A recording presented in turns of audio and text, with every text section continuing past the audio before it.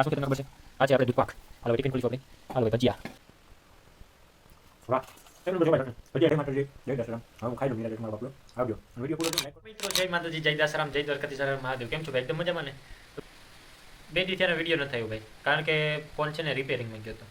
તો અત્યારે મતલબ કે રિપેરિંગ થઈ ગયો છે, પણ ટાઈમ નહોતો મળ્યો ઉતારવાનો અને મૂડે નહોતું, કારણ કે વિડીયો જોઈએ એવા ઉપડતા નથી. તો ભાઈ અત્યારે કેટલા થયા છે? 2-2.5 જેવું થયું છે. અને ગામમાં જમવાનું હતું. અમારા એક સંબંધી છે રબારી લોકો, તો એને ત્યાં મેં થોડોક પ્રસંગ હતો તો જમવાનું હતું. તો મારે પાણી ચાલુ હતું તો નહોતો જઈ શક્યો. તો એ લોકોએ ધરારથી ટિફિન ભરી દીધું છે, તમે જોઈ શકો છો. તો હવે આપણે ચાલો ખોલીએ. અને તમને એ કહેવા માગું છું કે દેશી માણસોનું ખાવાનું કેવું હોય છે તમે જોવો એકવાર. તો મહેમાન હતા બરાબર. હવે આપણે ટિફિન ખોલીશું. તો આ તમે જુઓ, આ જોઈ લો. આ શું છે તમને ખબર છે? આ છે આપણે દૂધપાક. હાલો હવે ટિફિન ખોલીશું આપણે. હાલો ભાઈ ભજીયા. કેટલા પ્રકારના? 1-2 પ્રકારના ભજીયા છે, જેમાં છે તમે જોઈ શકો છો આખા મરચાં છે અને ગોટા છે. આ તમે જોઈ શકો છો પૂરી. ઓહો ચટણી આવી. આ શું છે? શાક છે. આવું ભાઈ નોર્મલ એવું અમારે જમવાનું હોય બરાબર. અને ચાલો આપણે સૌપ્રથમ તો પેલા જાજુ કાંઈ નહીં, આપણે ડાયર હાટું છે ને ભાઈ ડોયો લેવો જોઈએ. ડોયો ક્યાંય ગયો? આ રહ્યો.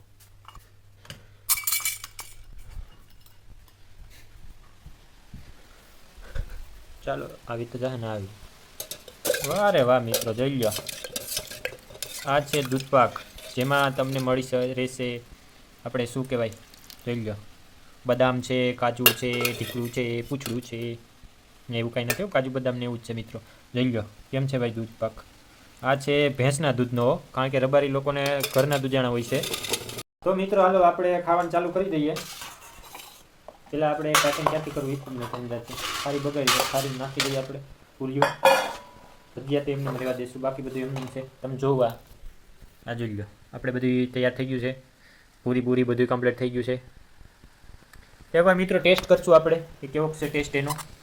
અહીંયા ભાઈ ખબર નથી કેમેરો કેવો છે અને કેવી રીતના. સૌ પ્રથમ ભગવાન માટે એટલું ખાતા પહેલાં 3 ટામું કાઢું છું. ચાલો ભજીયાથી શરૂઆત કરીએ. વાહ એક નંબર છે ભાઈ ચટણી. ભજીયા એમ છે. આખા મરચાં લેશું.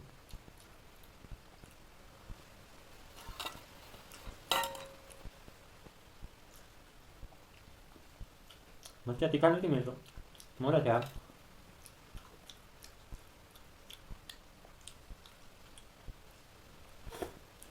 બી નીકળે યાર.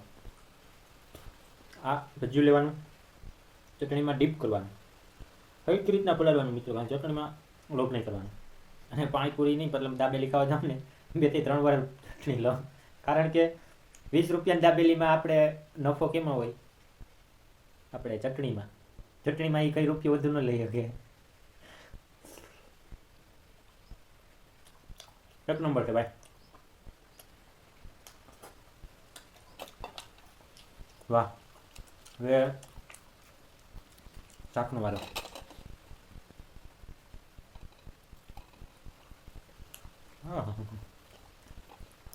એક નંબર મિત્રો. ક્યારેક ગામડા બાજુ આવો ને, તો જે લોકો સિટીમાં રહે છે ને એ લોકોને મારે એટલું જ કહેવાનું છે કે ક્યારેક આવો ગામડા બાજુ.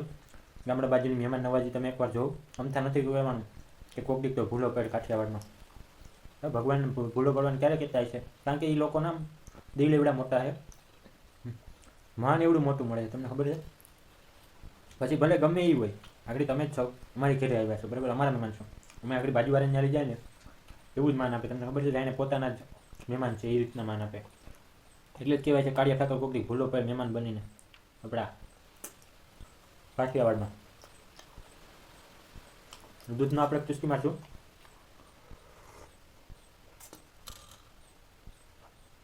એક નંબર યાર. તો મિત્રો વિડીયો ગમે તો લાઈક કરો, ચેનલને સબસ્ક્રાઈબ કરો યાર.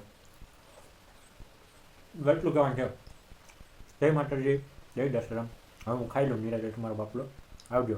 અને વિડીયો પૂરો જોઈને લાઈક કરો અને ચેનલ સબસ્ક્રાઈબ કરો.